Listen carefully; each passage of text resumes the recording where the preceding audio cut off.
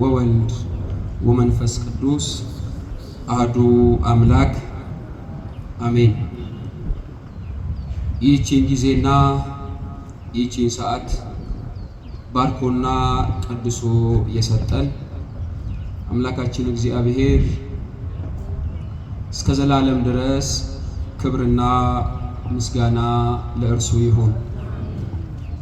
የተከበሩ ሊቀ ማእምራን መምህር ተርቢኖስ ቶሎሳ የደብሩ የሐዲስ ኪዳን መምህርና በሀገረ ስብከቱ የሊቃውንት ጉባኤ አባል፣ የተወደዳችሁ አበው መነኮሳት፣ አባቶቼ ካህናት፣ እንዲሁም መምህራን ወንጌል፣ ወንድሞች ዲያቆናት፣ መዘምራን፣ አባቶች፣ እናቶች፣ ወንድሞችና እህቶች እንዲሁም ሕፃናት በወደደን በልዑል እግዚአብሔር ፍጹም ሰላም እንደምን ዋላችሁ? እንደምንስ ለዚህ ሰዓት ተደረሳችሁ? ቸርነትና ምሕረት የባህሪ ገንዘቡ የሆነ አምላካችን እግዚአብሔር እንደ እኛ በደል እንደ እኛ መተላለፍ ሳይመለከትብን በምሕረቱ በይቅርታው የንስሐ ዘመን የጨመረልን በዚህች ሰዓት በቤቱ ተገኝተን እንድናመሰግነው ቃሉን እንድንሰማ የፈቀደልን አምላካችን እግዚአብሔር ስሙ የተመሰገነ ይሁንልን። በጨለማ ዘመን የዓለምን ብርሃን በድንግልና ጸንሳ በድንግልና የወለደችልን፣ ሞት በሰው ልጅ ላይ በሰለጠነበት ዘመን ትንሣኤና ሕይወትን በድንግልና ጸንሳ በድንግልና የወለደችልን እመቤታችን ድንግል ማርያም ስሟ የተመሰገነ ይሁንልን። አምላካችን እግዚአብሔር ባለን ጊዜ ባለን ሰዓት በመካከላችን ተገኝቶ እንዲያስተምረን እንዲመክረን የእርሱ ቅዱስ ፈቃድ ይሁንልን። እንደ እግዚአብሔር አምላካችን ቅዱስ ፈቃድ የምንማርበት የትምህርታችን ርዕስ የሚሆነን በሐዋርያው በቅዱስ ዮሐንስ ወንጌል ምዕራፍ 6 ከቁጥር 51 ላይ እንዲህ የሚል ቃል ተጽፎ እናገኛለን። ከሰማይ የወረደ እንጀራ፣ ከሰማይ የወረደ ሕያው እንጀራ እኔ ነኝ። ስለ ቃሉ እግዚአብሔር አምላካችን የተመሰገነ ይሁንልን። ቡዴን ጅሬኛ ሰሚራ ቡኤ አነዳ ወንጌላ ዮሐንስ በቆና ጃአ ለኮፍሰ ሸንተሚ ቶኮ ጉባት ሰገሌ ዋቀዮ ጫፈሜ ጅሩ። አምላካችን እግዚአብሔር እንደወደደና እንደፈቀደ ይህንን የእግዚአብሔር ቃል መነሻ አድርገን ባለን ሰዓት እንማራለን። አምላካችን እግዚአብሔር በድጋሜ ቀድሞ ለነቢያት ኋላም ለሐዋርያት ምስጢሩን የገለጸላቸው የሚሰሙት ሰምተው እንዲለወጡ አስተዋይ ልብ የሰጣቸው ዛሬም በመካከላችን ተገኝቶ እንዲያስተምረን የእርሱ ፈቃድ ይሁንልን።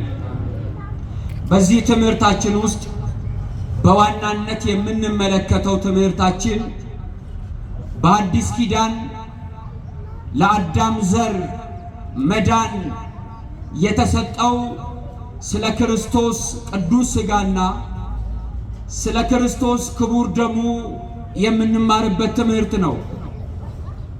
ከፍ ብላችሁ ከቁጥር 48 ጀምሮ ስንመለከተው ጌታችን መድኃኒታችን ኢየሱስ ክርስቶስ ስለ ቅዱስ ሥጋው ስለ ክቡር ደሙና በቅዱስ ሥጋውና በክቡር ደሙ ስለሚገኘው የዘላለም ሕይወት የክርስቶስ ቅዱስ ሥጋው ክቡር ደሙ ለሰው ልጅ ስለሚሰጠው የዘላለም ሕይወት ጠቅለል አድርጎ የሚናገር የወንጌል ክፍል ነው። ይህን ከመመልከታችን በፊት ግን ይህ ቃል የተነገረው በዘመነ አዲስ ኪዳን ወይንም ደግሞ 5500 ዘመን የሚባለው በሁለት ተከፍሎ የመጀመሪያው ሕገ ልቦና ተብሎ ይጠራል። ያ ሕገ ልቦና 4100 ዓመታት ናቸው። ከአዳም ጀምሮ እስከ ሊቀ ነቢያት ሙሴ ያለው ከሊቀ ነቢያት ሙሴ ጀምሮ እስከ ክርስቶስ ያለው ደግሞ 1400 ዓመታት ናቸው። እነዚህ ዘመናት ከተፈጸሙ በኋላ እግዚአብሔር አምላካችን ለአዳም የገባው ቃል ኪዳን በመጽሐፈ ቀሌምንጦስ ምዕራፍ 2 ቁጥር 23 ላይ ከ5 ቀን ተኩል በኋላ ከልጅ ልጅ ተወልጄ አድንሃለሁ የሚል ተስፋ ተሰጥቶት ነበር። አንድ ነገር እንወቅ፣ እግዚአብሔር አምላካችን ከሰማይ ሳይወርድ የእኛን ሥጋ ሳይለብስ መድኃኒት ያልሆነ ሆኖ ግን አይደለም።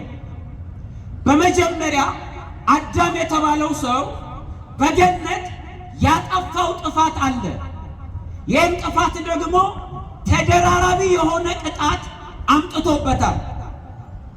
ተደራራቢ የሆነ መርገም፣ ሞት፣ ገነትን ማጣት፣ ከእግዚአብሔር መለየት፣ እነዚህን ሁሉ አጥቶ ከገነት ወጥቷል።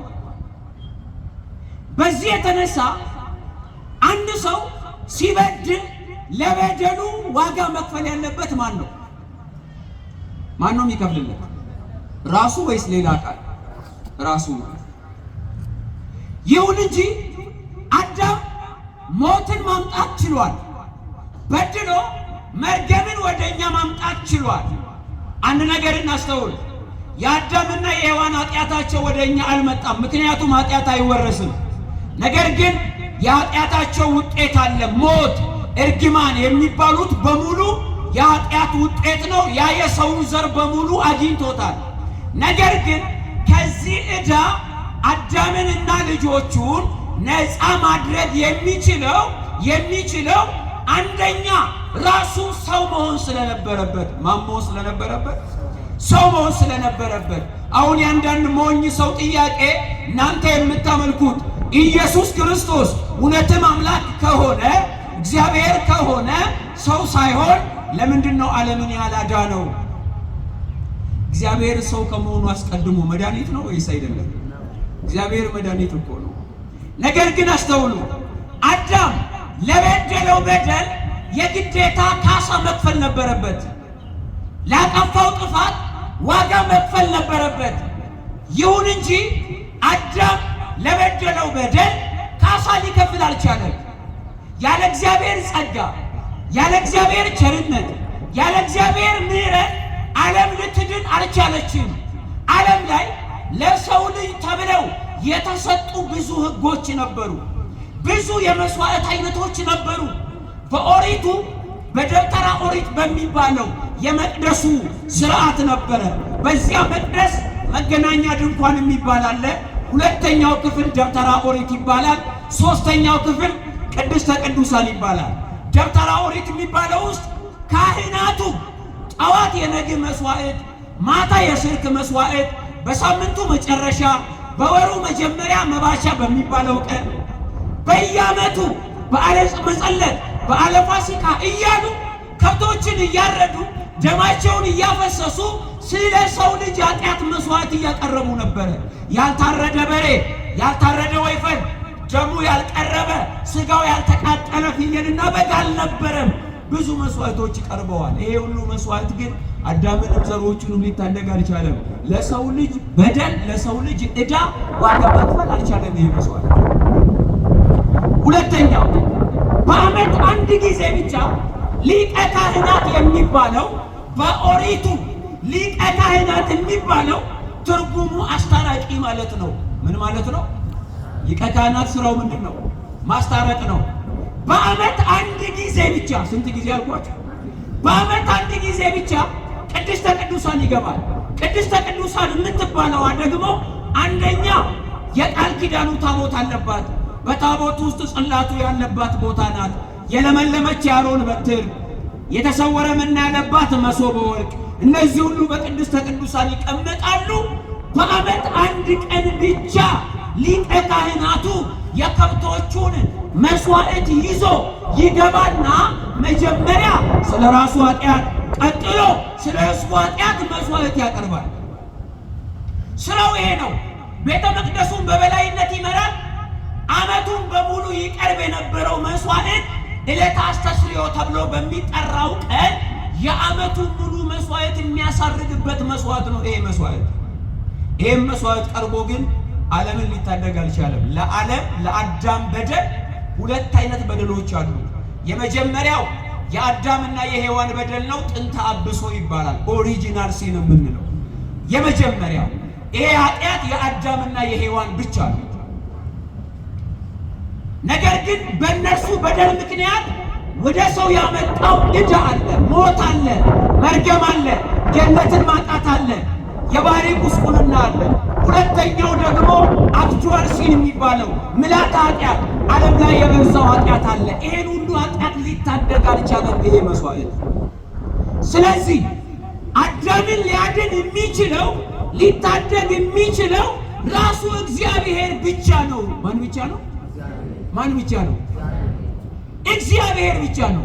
ያለ እግዚአብሔር ዓለምን ሊታደግ የሚችል፣ ያለ እግዚአብሔር ዓለምን ማዳን የሚችል፣ ያለ እግዚአብሔር ዓለምን ወደ ቀደመ ክብሩ መመለስ የሚችል የትኛውም አካል ሊመጣም አልቻለም፣ አልመጣም። ነገር ግን ዓለምን የሚያድነው አራት መሰረታዊ ነጥቦችን ሊያሟላ ይገባል።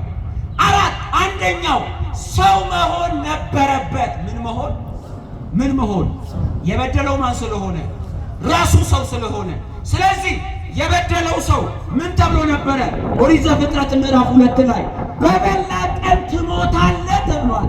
ስለዚህ ይህ ሰው ለበደለው ለአዳም የግዴታ በአዳም ቦታ ገብቶ አዳም ለበደለው በደል ካሳ መክፈል አለበት። አዳም ለበደለው በደል ዋጋ ሊያቀርብ ይገባል። አዳምን ቤዛ ሆኖ ነፃ ሊያወጣው ይገባል የግዴታ። ሁለተኛው መሞት አለበት። ለምን ከተባለ ሰውን ያገኘው ፍርድ የሞት ፍርድ ስለሆነ። ስለዚህ አዳምን የሚያድነው መጥቶ በአዳም ቦታ ገብቶ የግዴታ መሞት አለበት። ምን መሆን አለበት?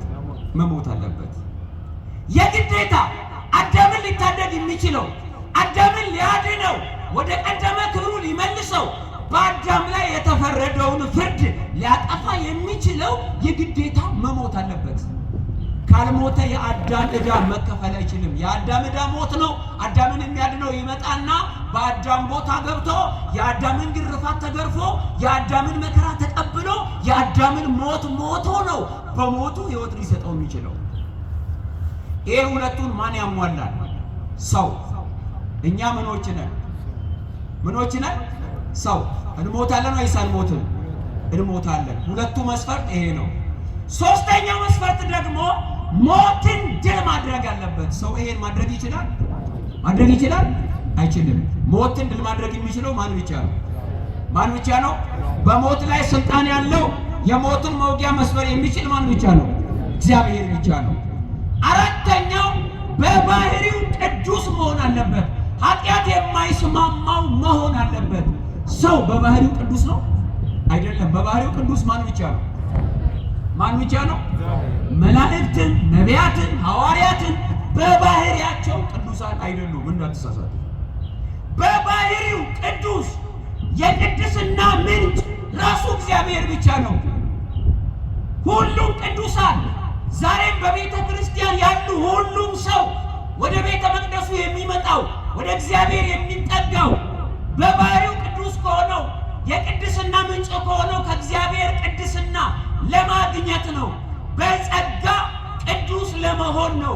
መላእክትም በጸጋ ቅዱሳን ናቸው፣ ቅዱሳንም በጸጋ ቅዱሳን ናቸው። በባህሪው ግን እግዚአብሔር ብቻ ነው ቅዱስ። ስለዚህ ሁለቱን የሚችለው ማን ብቻ ነው? ሁለቱ ደግሞ የማን ነው? የሰው ነው። ሁለቱ የእግዚአብሔር ነው። ሁለቱ የማን ነው? ሞትን ለማድረግና በባህሪው ቅዱስ መሆን የማን ብቻ ነው? መሞትና ሰው መሆን ደግሞ የማን ብቻ ነው? እግዚአብሔር ይሞታል? እግዚአብሔር ይታመማል? እግዚአብሔር መከራ ይቀበላል? አይቀበልም። እግዚአብሔር ሰው ነው? አይደለም። ስለዚህ ይሄን ነገር ተመልከቱ።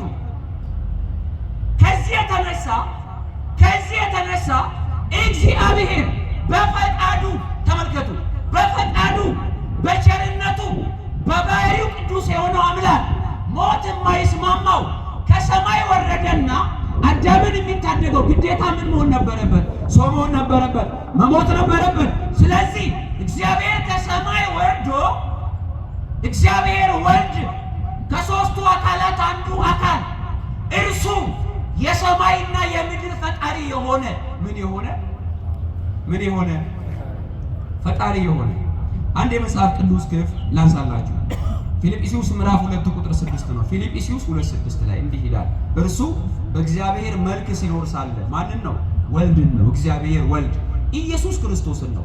እርሱ በእግዚአብሔር መልክ ሲኖር ሳለ ከእግዚአብሔር ጋር መተካከልን መቀማት እንደሚገባ ነገር አልቆጠረውም ማለት። አያችሁ፣ አልቆጠረው።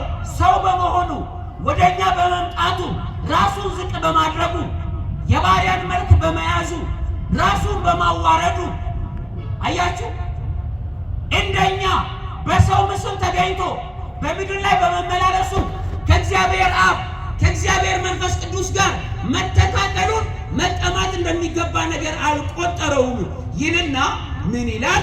ነገር ግን የባሪያን መልክ ይዞ አያችሁ፣ በምን መልክ ሳለ? መጀመሪያ በእግዚአብሔር መልክ። በማን መልክ?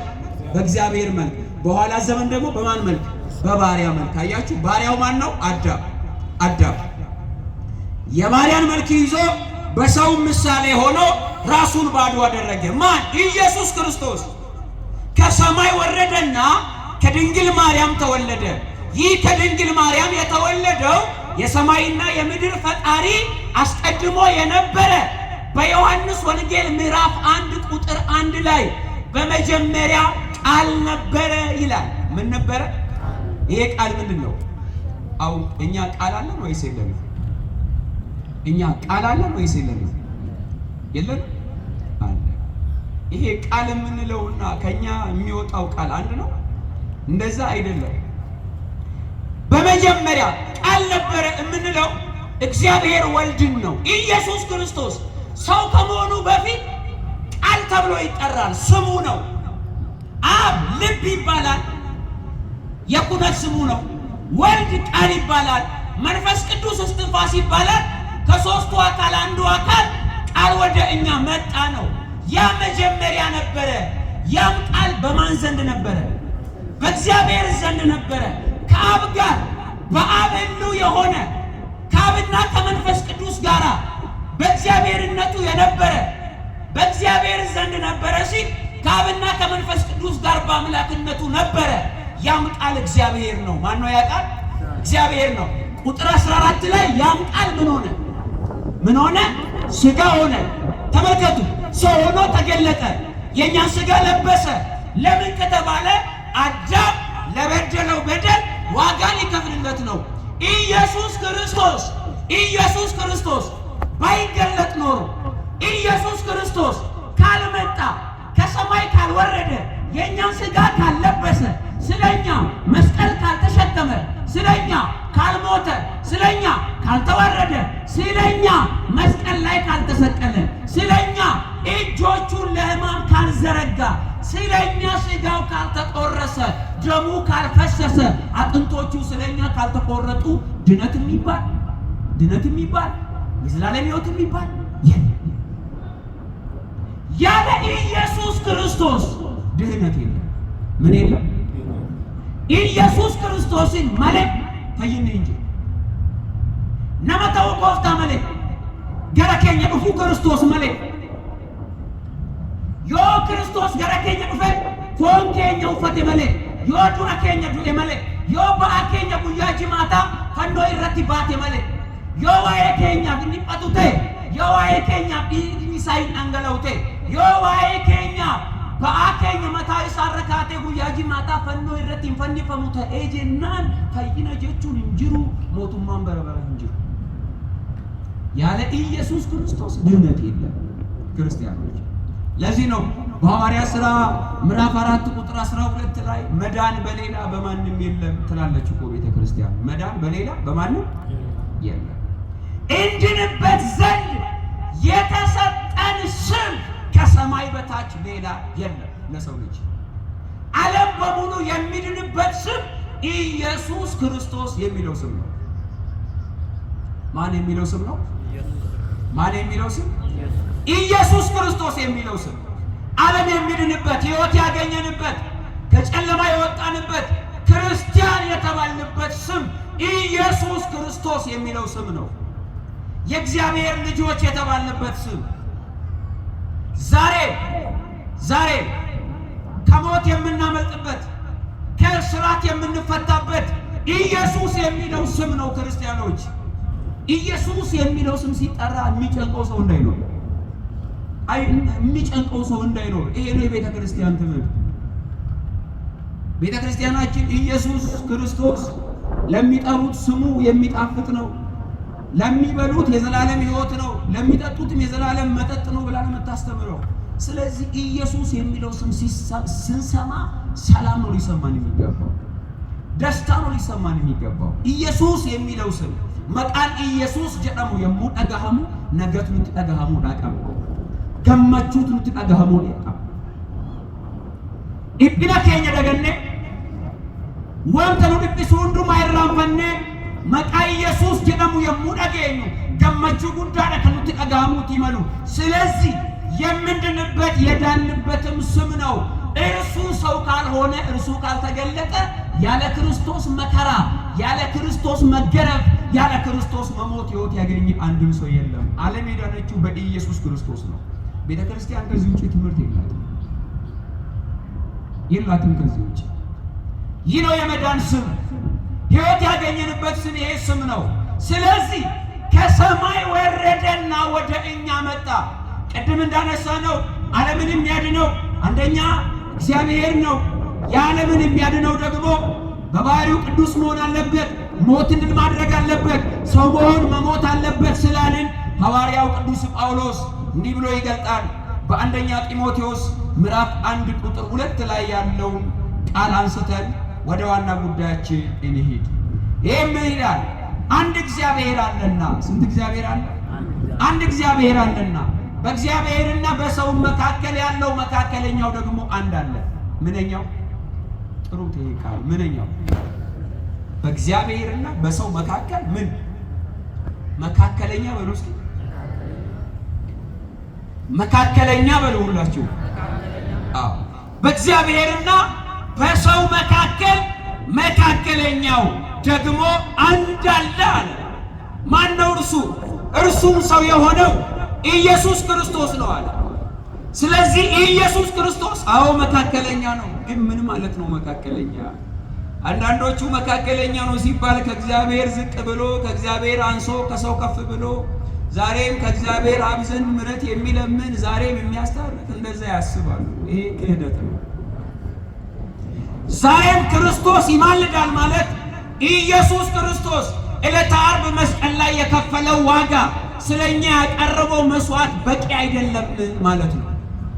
ያኔ ያቀረበው የከፈለው ዋጋ በቂ አይደለም፣ ጎዶሎ ነው እንደማለት ነው። እንዲህ ከማለት እግዚአብሔር ይሰውራል። ሁለተኛው ማማለድ፣ ምልጃ ማቅረብ የአምላክ ስራ ሳይሆን የሰው ስራ ነው። የማን ስራ ነው? የሰውነት ስራ ነው። ኢየሱስ ክርስቶስ ምድር ላይ ተቀርቦ ምልጃን ፈጽሟል ወይስ አልፈጸመም? ፈጽሟል። ምልጃ ማከናውኗል። ጸሎትንና ምልጃን አቀረበ ይለናል ዕብራውያን ምዕራፍ 5 ቁጥር 7 ላይ። ሲያማልድ አይተነዋል። ምልጃ አቅርቧል፣ ጸሎትን አቅርቧል። ለምን? ጸሎትና ምልጃ ማቅረብ የሥጋዌ ስራ ነው። የባህሪው ስራ ቢሆን ኖሮ እኮ ሰው ሳይሆን ወደ ምድር ሳይመጣ እዛው በዙፋኑ ሆኖ ባስታረቀን ነበር። ከራሱ ጋር ከአብ ጋር ባስታረቀን ነበር። የባህሪ ቢሆን ኖሮ የሰውነት ስራ ነው። ስለዚህ ሰው ሆኖ ነው ያስታረቀን። ነገር ግን ዛሬም ያስታርቃል፣ ዛሬም ይለምናል የሚል ሰው ካለ ዛሬም የሥጋን ስራ እየሰራ ነው ማለት ነው። የሥጋ ስራ ደግሞ መለመን ብቻ ሳይሆን መብላትም መጠጣትም መተኛትም ነው። ስለዚህ ኢየሱስ ክርስቶስ ዛሬ ይበላል፣ ይጠጣል፣ ይተኛል እንደማለት ነው። ይሄ ትልቅ ክህደት ነው። ስለዚህ መካከለኛው አለ፣ መካከለኛው አንድ አለ፣ እርሱም ሰው የሆነው ክርስቶስ ኢየሱስ ነው አለ። ምን ማለት ነው መካከለኛ ማለት? መካከለኛ ከአብና ከመንፈስ ቅዱስ ጋር እግዚአብሔር ነው፣ ከኛ ጋር ደግሞ ሰው ነው ማለት ነው። መካከለኛ ማለት ይሄ ነው። እግዚአብሔር ምንም ሰው፣ እግዚአብሔርም ነው ምንም ነው። ከአብና ከመንፈስ ቅዱስ ጋር ምንድን ነው? እግዚአብሔር ነው፣ አምላክ ነው። ሞት የማይሽረው ዘመን የማይሽረው በሞት ላይ የሰለጠነ ነው። ከኛ ጋር በምድር ተገልጦ ደግሞ ምን ሆኗል? ሰው ነው። መካከለኛ ማለት ይሄ ነው። አምላክም ሰውም ማለት ነው። ስለዚህ በሰውና በእግዚአብሔር መካከል ተገኘ። በሰውና በእግዚአብሔር መካከል ተገኝቶ ስለ ሰው ልጅ ስለ አዳም ዘር ዕለተ ዓርብ መስቀል ላይ ራሱን የተወደደ መስዋዕት አድርጎ አቀረበ። ሮሜ ምዕራፍ 5 ቁጥር 6 እስከ 8 ላይ ገና ደካሞች ሳለን ክርስቶስ ዘመኑ ሲደርስ ስለኛ ሞቷልና፣ ስለ ጻድቅ የሚሞት በጭንቅ ይገኛል፣ ስለ ቸር ሰው ሊሞት የሚደፍር ምናልባት ይገኝ ይሆናል። ነገር ግን ገና ኃጢአተኞች ሳለን ክርስቶስ ኢየሱስ ስለ እኛ ሞቷልና አለ። ስለ እኛ የሞተው መድኃኒዓለም ኢየሱስ ክርስቶስ ብቻ ነው። ስለ ዓለም ሕይወት የሞተው እኛን ከሞት ሊያወጣን፣ እኛን ከመቃብር በላይ ሊያደርገን ወደ መቃብር የወረደው ስለኛ ራሱን አሳልፎ የሰጠው ኢየሱስ ክርስቶስ ነው። ስለኛ ቤዛ የሆነው እርሱ እኮ ነው። በዚህ አውድ እኮ አብንም መንፈስ ቅዱስንም እኮ ቤዛ አንልም። ቤዛ የምንለው ማንን ነው? ኢየሱስ ክርስቶስን ነው። ለምን ከተባለ ቤዛነት እኮ የሰራው ስራ ነው፣ ያደረገው ተግባር ነው ቤዛ ያስባለው። ሰው በዲያብሎስ ተይዞ ባሪያ ሆኖ ነበረ። ኢየሱስ ክርስቶስ መጣና በሰው ቦታ ገባና ስለ ሰው ሞተና ሰውን ነፃ አወጣው። ቤዛ ሆነን ማለት ይሄ ነው። ቤዛ የምንለው ኢየሱስ ክርስቶስ ነው። በአዳም በደል፣ ስለ አዳም በደል፣ ስለ ሰው ልጅ ጥፋት ምትክ ሆኖ ሰው ሊቀጣ የሚገባው ሰው ሊቀበለው የሚገባውን መከራ ክርስቶስ ኢየሱስ ተቀበለና ሰው ነፃ ወጣ። በኦሪት ዘሌዋውያን አንድ መጨረሻ የማነሳው ኦሪት ዘሌዋውያን ምዕራፍ 2 ላይ አንድ ታሪክ ተጽፎ ታገኛላችሁ። በኦሪቱ የመስዋዕት ሕግ ውስጥ አንድ ነገር አለ። ይሄ ምንድነው? የሚቃጠል መስዋዕት የሚባል መስዋዕት አለ። 5 አይነት መስዋዕቶች አሉ። አንዱ የሚቃጠል መስዋዕት ይባላል። ይሄ መስዋዕት እንዴት ነው የሚቀርበው? አንድ በደለኛ፣ አንድ ኃጢአተኛ ወደ እግዚአብሔር ቤት በግ ወይም ፍየል ወይም ጊደር ወይም ወይፈን ይዞ ይመጣል ለኃጢአቱ ማስተሰሪያ እንዲሆን። ከዚያ ቤተ መቅደሱ ደጅ ላይ ይደርስና ቀኝ እጁን በበጉ ራስ ላይ ያስቀምጣል። ምኑን አልኳችሁ? ምኑ? ከዚያ ቀኝ እጁን በበጉ ራስ ላይ ሲያስቀምጥ የሰውየው ኃጢአት ወደ በጉ ይተላለፋል። ወደ ምኑ? ወደ ምኑ? ወደ በጉ ይተላለፋል። እሺ፣ ክቡር አባታችን በመካከላችን ተገኝተዋል።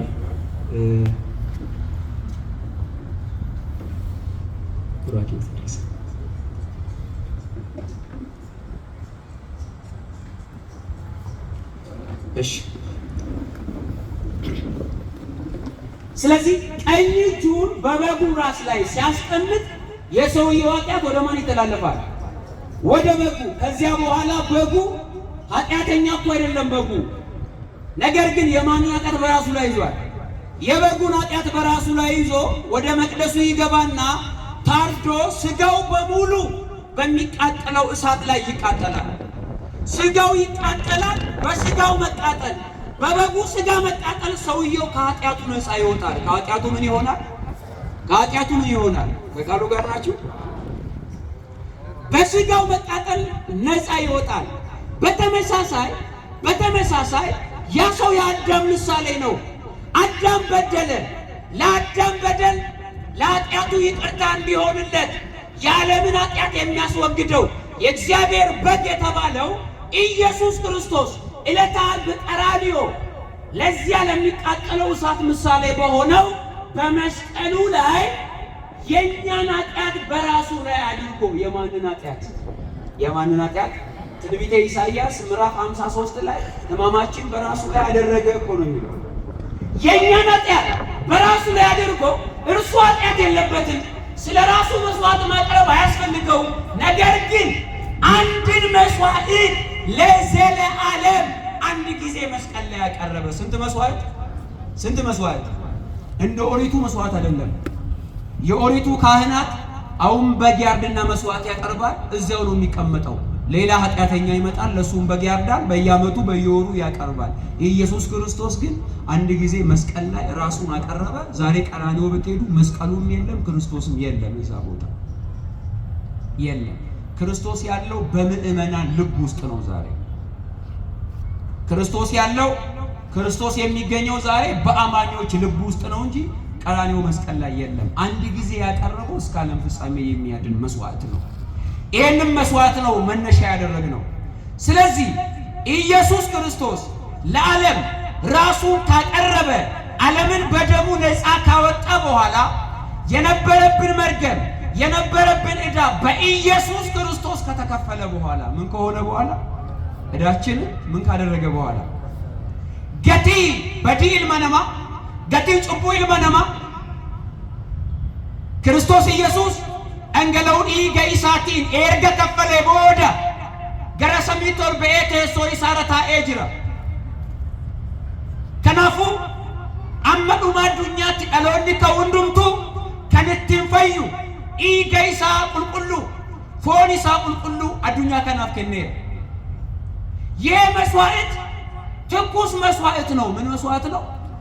ዕለተ ዓርብ ቀራንዮ የቀረበው ያ ክርስቶስ ራሱን ያቀረበው ቅዱስ ሥጋው ክቡር ደሙ ሊቀ ካህናት ሆኖ ተገለጠ። ሊቀ ካህናት ማለት አስታራቂ ማለት ነው። ስለዚህ ኢየሱስ ክርስቶስ ሰው የሆነው አስታራቂ ሆኖ ነው። ስለዚህም አስታረቀን ከራሱ ጋር ከባሕሪ አባቱ ጋር ከባሕሪ ሕይወቱ ጋር አስታረቀን። ተመልከቱ፣ እስከ ዓለም ፍጻሜ ዛሬ የምንታረቅበት ምንድነው ከተባለ ሕይወት የምናገኝበት ወደ ክርስቶስ ከእርሱ ጋር ኅብረት የምናደርግበት ምኑ ነው ከተባለ ያን ጊዜ ዕለተ ዓርብ መስቀል ላይ የቆረሰው ሥጋና ያፈሰሰው ደም ነው። ሌላ መስዋዕት የለም። ዛሬ በቤተ ክርስቲያን ካህናቱ በሥርዓተ አምልኮ በሥርዓተ ቅዳሴው ኅብስቱ ወደ አማናዊ የክርስቶስ ሥጋ ተለውጦ ወይኑ ወደ አማናዊ የክርስቶስ ደም ተለውጦ አይተናል። በዚህ በማቴዎስ ወንጌል ምዕራፍ 26 ላይ የማጠቃለያ እንዲሆነን ነው። የማቴዎስ ወንጌል በምዕራፍ 26 ቁጥር 26 ላይ ጌታችን መድኃኒታችን ኢየሱስ ክርስቶስ ለስም አጠራሩ ክብር ምስጋና ይሁንና ዕለተ ሐሙስ ደቀ መዛሙርቱን በዚያ በአንድ ቤት ሳሉ እንዲህ ይላል። እንጀራውን ኢየሱስ እንጀራውን አንስቶ ባረከ፣ ቆርሶም ለደቀ መዛሙርቱ ሰጠና እንኩ ብሉ፣ ይህ ሥጋዬ ነው አለ። ይሄ ምኔ ነው? ይሄ ምኔ ነው? ይሄ መታሰቢያዬ ወይስ ይሄ ሥጋዬ? በትክክል ለይታችሁ ወቁ። ይሄ መታሰቢያዬ ወይስ ይሄ ሥጋዬ? ይሄ ሥጋዬ ነው። ኛተ ፉዴ ሆዳቲ ኛዳ ኩኒ ፎንኮት ኩኒ ማልኮቲ ፎንኮት፣ ይህ ሥጋዬ ነው። ጽዋውንም አንስቶ አመስግኖ ሰጣቸው። ከእርሱ ሁላችሁ ጠጡ፣ ስለ ብዙዎች ለኃጢአት ይቅርታ የሚፈስ የአዲስ ኪዳን ደሜ ይህ ነው። ምኔ? ሥጋዬ አለ። ኅብስቱን አንስቶ ምኔ አለ? ኅብስቱን አንስቶ ምኔ ነው አለ? ሥጋዬ ነው። አያችሁ፣ ያ ምግብ እኮ ሐዋርያት ያቀረቡት ነው። ያን ኅብስት አነሳና ሥጋዬ ነው አለ። አማናዊ ሥጋ ያደረገው ሐዋርያቱ አሜን ብለው ተቀበሉ። ያንን ጽዋ አንስቶ ይሄ ጽዋ ይሄም ደሜ የአዲስ ኪዳን ደሜ ነው አለ። ሐዋርያትም አሜን ብለው በእምነት ተቀበሉ። በዚያ በዕለተ ሐሙስ ሐዋርያት ከኅብስቱ በሉ፣ ከጽዋውም ጠጡ። ያ ግን ኅብስት አይደለም፣ ያ ግን ጽዋ አይደለም። ለምን ከተባለ ጌታ ዕለተ ሐሙስ ላይ ያንን ኅብስት አማናዊ ምኑ አደረገው? ምኑ አደረገው? ምኑ አደረገው? ሥጋው አደረገው። ጽዋውንሳ ምኑ አደረገው? አማናዊ ደም፣ እውነተኛ ደም አደረገው። ለውጦ ሰጣቸው። ተመልከቱ ምዕመናን፣ ይህንን ነው በሉቃስ ወንጌል ምዕራፍ 19 ላይ አሁን ጥያቄ የሚነሳበትን በዚህ ጊዜ አንድ የመጽሐፍ ቅዱስ ሐሳብ አይተን ወደ ማጠቃለያ እንሄዳለን። ሉቃስ ምዕራፍ 22 ቁጥር 17 ጀምሮ እንዲህ ይላል። ጽዋውንም አንስቶ አመስግኖ እንካችሁ በመካከላችሁ ተካፈሉት፣ የእግዚአብሔር መንግሥት እስክትመጣ ድረስ ከአሁን ጀምሮ ከወይኑ ፍሬ አልጠጣም። እንጀራም አንስቶ አመሰገነ፣ ቆርሶ ሰጣቸው። ስለ እናንተ የሚሰጠው ሥጋዬ ይህ ነው። ምኔ? ይሄ ነው ሥጋዬ ይህ ነው። ይህን ለመታሰቢያዬ አድርጉት። ለምን አድርጉት? ለይተን እንወቅ። ይሄ መታሰቢያዬ ነው ወይስ ይሄ ሥጋዬ ነው የሚለው መጀመሪያ። ይሄ መታሰቢያዬ ነው የሚል ቃል እዚህ ውስጥ አለ። የትኛውንም የአዲስ ኪዳን መጽሐፍ ቅዱስ ክፍል መርምሩ። መታሰቢያ የጌታ እራት ለመታሰቢያ ነው፣ የጌታ እራት መከራውን ለማሰብ ነው የሚሉ ሰዎች ምንም መጽሐፍ ቅዱሳዊ ማስረጃ የለውም። ይህ ሥጋዬ ነው፣ ጽዋውንም አንስቶ ይሄ ደሜ ነው፣ ነገር ግን ለመታሰቢያ አድርጉት ብሏል። እውነት ነው። ይቀጥላል። ጽዋውን አንስቶ እንዲህ አለ፣ ይህ ጽዋ ስለ እናንተ በሚፈሰው በአዲስ ኪዳን የሚሆን ደሜ ነው አለ። ይህንም ለመታሰቢያ አድርጉት። ምን ማለት ነው መታሰቢያ? ሐዋርያው ጳውሎስ ይተረጉማል። አንደኛ ቆሮንቶስ ምዕራፍ 11 ቁጥር 24 ጀምሮ ይህንን ቃል ታገኛላችሁ። አንደኛ ቆሮንቶስ ምዕራፍ 11 ቁጥር 24 ጀምሮ ጌታ ኢየሱስ አልፎ በተሰጠበት በዚያ ሌሊት እንጀራን አንስቶ አመሰገነ፣ ቆርሶ እንካችሁ ብሉ፣ ይህ ስለ እናንተ የሚሆን ሥጋዬ ነው፣ ይህን ለመታሰቢያ አድርጉት። ጽዋውንም አንስቶ ይህንም እንዲህ አላቸው፣ ይህ ጽዋ በደሜ የሚሆን አዲስ ኪዳን ነው፣ በጠጣችሁ ጊዜ ሁሉ ለመታሰቢያ አድርጉት። ምን ባላችሁ ጊዜ? ለመታሰቢያ ጠጡ ብሏል? ለመታሰቢያ ብሉ ብሏል? እንደዛ አይደለም። የጌታን መከራ ለማሰብ አይደለም የምንበላው የምንጠጣው። ሥጋውና ደሙ የዘላለም ሕይወት የምናገኝበት ነው። የክርስቶስ ቅዱስ ሥጋው ክቡር ደሙ የኃጢአት ስርየት የሚገኝበት ነው። ስለዚህ ይሄ ሥጋዬ ነው አለ፣ ይሄ ደሜ ነው አለ፣ ብሉ አለ፣ ጠጡ አለ፣ ነገር ግን ለመታሰቢያ አድርጉት አለ። ምን ማለት ነው ለመታሰቢያ አድርጉት? ቁጥር 26 ላይ ሐዋርያው ጳውሎስ ይናገራል። እንዲህ ይላል፣ ይህን እንጀራ በበላችሁ ጊዜ ሁሉ ይህንም ጽዋ በጠጣችሁ ጊዜ ሁሉ ጌታ እስኪመጣ ድረስ ሞቱን ትናገራላችሁ። ምኑን ትናገራላችሁ? መታሰቢያ የሚለው ቃል ምንድን ነው ከተባለ ሥጋዬን ስትበሉ ደሜን ስትጠጡ መከራዬን አስቡ፣ ሞቴን አስቡ። ምኔን አስቡ? መታሰቢያ ማለት ይሄ ነው። ለዚህ ነው ቤተ ክርስቲያን በሥርዓተ ቅዳሴው መካከል ለዜኑ ሞተከ ትላለች። ሞትህን እናስባለን፣ እንናገራለን፣ ትንሣኤህን እንመሰክራለን ትላለች ቤተ ክርስቲያን። ሐዋርያው ጳውሎስ እንዳለው ጌታ እስኪመጣ ድረስ የምዕመናን ሥራቸው ሞቱን መናገር ነው፣ ትንሣኤውን መናገር ነው። ስለዚህ የክርስቶስ ሥጋውን በበላን ሰዓት ደሙንም በጠጣን ሰዓት የእርሱን ሞቱንና ትንሣኤውን እንናገራለን። የማጠቃለያ ያነሳነው ርዕሳችንን አንስቼ ትምህርቴን ልጨርስ። እንዲህ ይላል ዮሐንስ ምዕራፍ 6 ላይ ያለው ቃል ነው። እንዲህ ይላል የሕይወት እንጀራ እኔ ነኝ። የሕይወት እንጀራ ማን ነው? ማን ነው የሕይወት እንጀራ? ኢየሱስ ክርስቶስ ነው። የሕይወት እንጀራ እኔ ነኝ። አባቶቻችሁ በምድረ በዳ መና በሉ ሞቱ አለ። አሁን መና የሚበላ ነው ወይስ የሚታመን ነገር ነው? ንገሩ። የሚበላ ነገር ነው። መና ማለት ከሰማይ ወረደ። አይሁድ ከግብፅ ሲወጡ በሉ ሞቱ። ስለሚበላ ነገር ነው የሚያነሳው። ይቀጥላል። ሰው ከእርሱ በልቶ እንዳይሞት ከሰማይ አሁን የወረደ እንጀራ ይህ ነው አለ። ሰው ከዚህ በልቶ አይሞትም አለ። አሁንም የሚበላ ነገር ነው እያነሳ ያለው። ከሰማይ የወረደ ሕያው እንጀራ እኔ ነኝ። ርዕሳችን ይሄ ነው። ያ ከሰማይ የወረደው እንጀራ ኢየሱስ ክርስቶስ ነው። ማነው እርሱ? ማነው እሱ? አሁን በዘመናችን አንዳንድ እንሰብካለን የሚሉ ሰዎች ከሰማይ የወረደ ሕያው እንጀራ እምነት ነው ይላሉ። አይመጣም፣ አያስኬድም። ስለዚህ ምን ብሎ ያጠቃልላል? ከሰማይ የወረደ ሕያው እንጀራ እኔ ነኝ። ሰው ከዚህ እንጀራ ቢበላ ለዘለዓለም ይኖራል። እኔ ስለ ዓለም የምሰጠው እንጀራ እምነት ነው አይልም። ምንድን ነው? ሥጋዬ ነው። ምንድን ነው? ምንድን ነው? ቁጥር 51 ላይ ስለ ዓለም ሕይወት የምሰጠው እንጀራ እምነት ነው ይላል አይልም። አይልም። አብ የሰጠን እንጀራ እምነት ነው ለሚሉ ሰዎች ንገሯቸው፣ ንገሯቸው። እምነት ነው አይሉም፣ ሥጋዬ ነው። ይቀጥላል። አይሁድ ታዲያ በዚህ ጊዜ እርስ በርሳቸው ተነጋገሩ። ስለዚህ ጌታ እንዲህ አላቸው፣ እውነት እውነት እላችኋለሁ የሰውን ልጅ ሥጋ ካልበላችሁ ደሙን ካልጠጣችሁ በራሳችሁ ሕይወት የላችሁም። እሺ ሥጋው እምነት ነው ያላችሁን ሰዎች ደሙሳ ፍቅር ሊሆን ነው ወይስ? ያስቸግራል።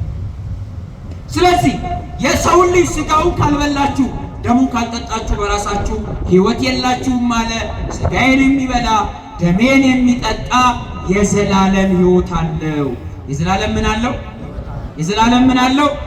ዛሬ በቤተ ክርስቲያን ንስሐ ገብተን በንስሐ ታጥበን ወደ ቅዱስ ሥጋውና ወደ ክቡር ደሙ እንቀርባለን።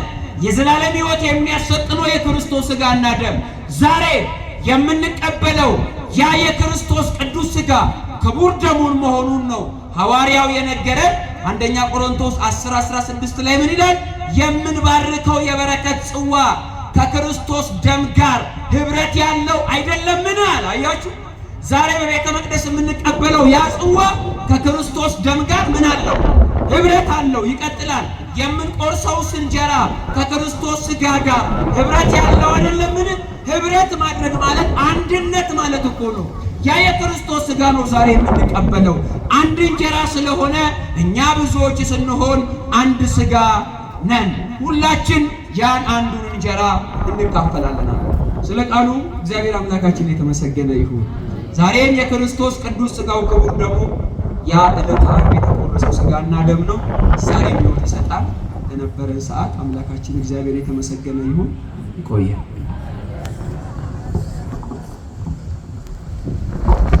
እሺ፣ ቃለ ሕይወት ያሰማልን፣ ቃለ ሕይወት ያሰማልን። በተማርነው ትምህርት 30 60 ዓመት ያማረ ፍሬ እንድናፈራ አምላካችን እግዚአብሔር